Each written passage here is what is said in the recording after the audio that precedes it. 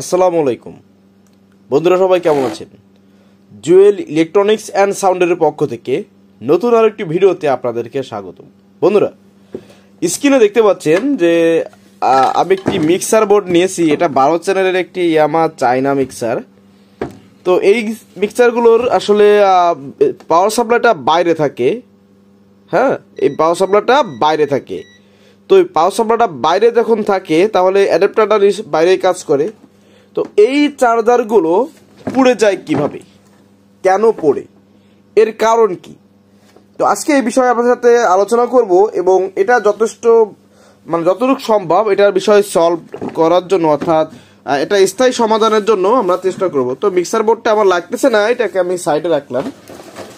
এখন আসুন মূল ভিডিওতে আসি। বন্ধুরা, আমি আসলে এই চার্জারটি আসলে খুলেছি, কাজ করতেছিলাম। তো হঠাৎ মনে হলো যে আপনারা যারা আমার নিয়মিত দর্শক আছেন বা নতুন দর্শক, তো এখান থেকে কিছু আপনাদের জন্য রেকর্ড করি, অর্থাৎ ভিডিও করি। তো দেখুন, এইটা হচ্ছে আমাদের কি এসি পাওয়ার অ্যাডাপ্টার, ঠিক আছে?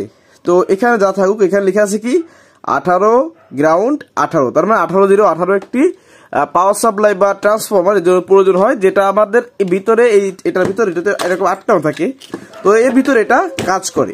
তো এটা কিন্তু আসলে পুড়ে গেছে এবছর নির্বাচনের আগ মুহূর্তে একটা প্রোগ্রামের চলাকালীন। আমার এক ভাই ব্রাদার ও চালাচ্ছিল। তো প্রোগ্রামটা চলাকালীন অবস্থায় আসলে এটা পুড়ে গেছে।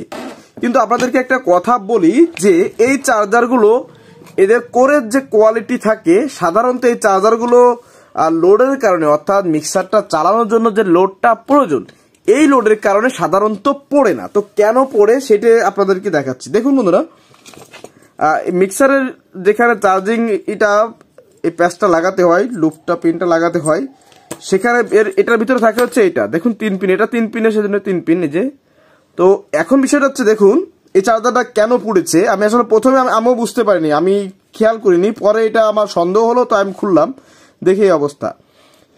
চার্জার যখন এরকম, এটা যখন এখানে লাগানো থাকে এরকম ভাবেতে, তো ওই সময় এটা আসলে লুজ হয়ে যায়। এটা কিন্তু আরো ভিতরে যাবে। লুজ হয়ে যাওয়ার কারণে এই তারটা যে কোনো কারণে গেজটা অনেক বেরো যায় এবং এইভাবে অনেক সময় তো চার্জার প্যাচ পড়ে। তো এই প্যাচটা পড়ার কারণে এইভাবে ধরো প্যাচ পড়ছে। এখন এই লালটা হচ্ছে গ্রাউন্ড, এই দুটো হচ্ছে ফেজ। তো ফেজ হোক গ্রাউন্ড হোক, দুটো তার শর্ট হলে কিন্তু এটা টিকবে না, নষ্ট হয়ে যাবে, ঠিক আছে? তো হয়েছেও তাই। এটা শর্ট হওয়ার কারণে এই ট্রান্সফরমারটি দেখুন পুড়ে গেছে। কিভাবে ক্ষতিগ্রস্ত হয়েছে, এখন এটা তো আমার দ্বারা বাঁধা সম্ভব না। এত ছোট ট্রান্সফরমার আমার অত নিখুঁতভাবে বাঁধা সম্ভব না। ইচ্ছা করলে পারা যাবে, এতে যে সময় যাবে, এর থেকে একটা কিনলে আমার হচ্ছে সময় দাম বাঁচবে, ঠিক আছে? তো এই হচ্ছে বিষয়। তো এইটা কিনা বড় কথা না, মূল বিষয়টা আপনাদেরকে বলি। দেখুন, এখানে এই যে তারগুলো রয়েছে, এই তারগুলো আপনারা কি করবেন, এই তারগুলোকে খুব সুন্দরভাবে দেখবেন কোনটা কি।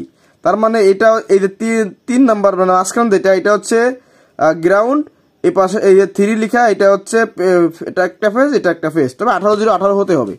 তো আপনারা এই জিনিসটা সমাধান করবেন এইভাবে যে যখন এটা নতুন আপনারা কিনে আনবেন, একদম ফার্স্ট নতুন যখন কিনবেন, তখন এটাকে টোটালি খুলে ফেলবেন, ঠিক আছে?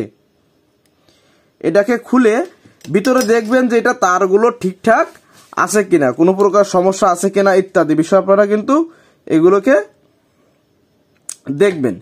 তো এখন এখানে যে তারটি দেখতে পাচ্ছেন, আমি কিন্তু খুব ছোট করে কেটে নিয়েছি, কারণ এটা আসলে একবার পুড়েছে, আমি চাই না আর একবার পুড়ুক। তো এখানে যদিও পরবর্তীতে এটা অন্য কিছু লাগানো হবে। তো এটার কাজ হচ্ছে কি, আপনারা এখানে এটা ই করবেন, এই যে পিনের এখানে যে তার 3টি থাকে, এই তার 3টি প্রথমত একটু ছোট করে কাটবেন, বেশি লম্বা করে কাটবেন না। হ্যাঁ, এরকম করে কাটবেন। তো কাটার পরে এই যে কেটে নিতে দেখছেন, এই কাটার পরে এটাকে ঝালাই করবেন। এরকম ঝালাই করার পরে আপনাদের যে পিনে যা ছিল, মাঝখানের পিনটা ছিল গ্রাউন্ড, তো আগে গ্রাউন্ডটা লাগায় নিচ্ছি। দেখেন, এখানে আপনারা চাইলে এম্পিয়ার টিউবও দিতে পারেন। এম্পিয়ার টিউব বলতে আমাদের গ্লাস টিউব আছে, গ্লাস ফাইবার টিউব। এই যে এরকম ভাবে তো ছোট করে লাগাবেন, ঠিক আছে? খুব বেশি লম্বা করতে গেলে কিন্তু সমস্যা হবে। নতুন অবস্থাতেই করবেন, কারণ এটা আসলে আমি যদি নতুন অবস্থাতে এইভাবে করে নিতাম, এটা দেখে খেয়াল রাখতাম, তাহলে আজকে আমার এই চার্জারটা কিন্তু আসলে পুড়তো না। ঠিক আছে। তো বন্ধুরা দেখুন আমি এটাকে খুব সুন্দরভাবে আমি এটাকে লাগিয়ে নিয়েছি। আপনারা চাইলে ওই যে বললাম এম্পিয়ার গ্লাস টিউবও দিতে পারেন, দিয়ে এটাকে আগে এটার পজিশন অনুযায়ী রাখবেন। তো একটা জিনিস ভুল হয়ে গেছে কি, এটা ভিতরে লাগাতে হয়, তো এটা ভিতরে লাগাই দিচ্ছি জানান।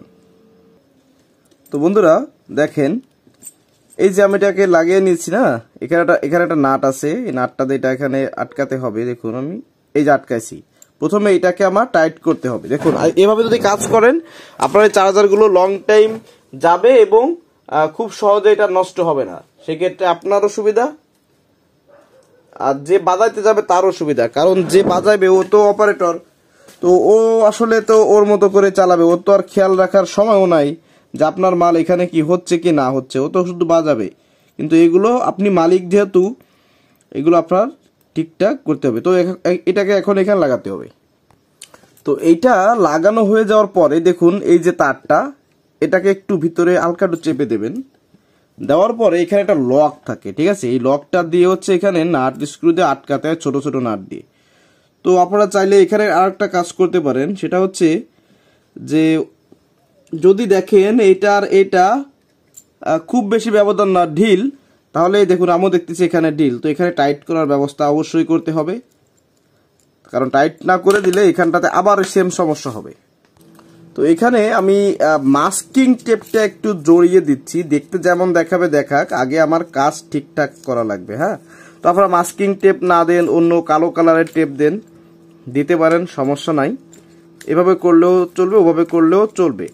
এখানে মোট কথা হচ্ছে একটু মোটা করতে হবে যাতে এটা প্রেসারে লাগে, প্লাস এটা টেপটা যেহেতু একটু আঠালো ধরনের সেহেতু অবশ্যই ভালো কাজ করবে। তো দেখুন আমি এখানে এটা পরিয়ে নিয়েছি।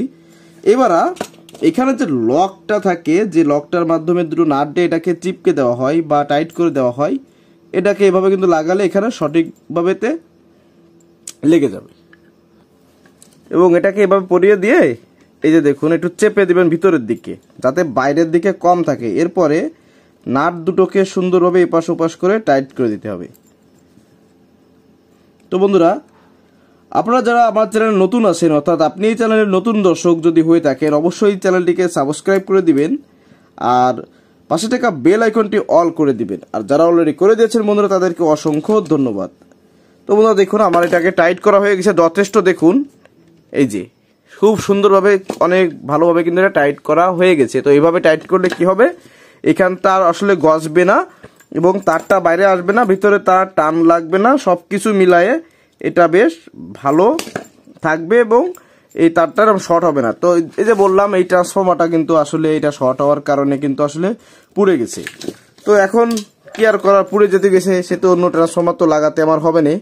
তো এখন কথা হচ্ছে বন্ধুরা, এইভাবে যদি আপনাদের চার্জারটা আগে থেকে যদি আপনারা এই শুধু এই পিনটার দিকে একটু নজর দেন না, তো এই ধরনের সমস্যাতে হাত থেকে আপনারা বেঁচে যাবেন। কারণ একটা চার্জার কিনতে গেলে 700 থেকে 1000-1200 টাকার মতো কিন্তু আসলে নেয়, বিভিন্ন জায়গা বিভিন্ন দাম, কম বেশি দাম তো হয়েই থাকে।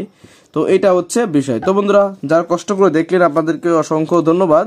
আর এইভাবে যদি কাজ করেন অবশ্যই ভালো ফলাফল পাবেন, আর যদি এর থেকে ভালো করে কাজ করেন তাহলে আরো ভালো ফলাফল পাবেন। তো বন্ধুরা সবাই ভালো থাকুন, সুস্থ থাকুন, দেখা হবে অন্য কোনো ভিডিওতে। আল্লাহ হাফেজ।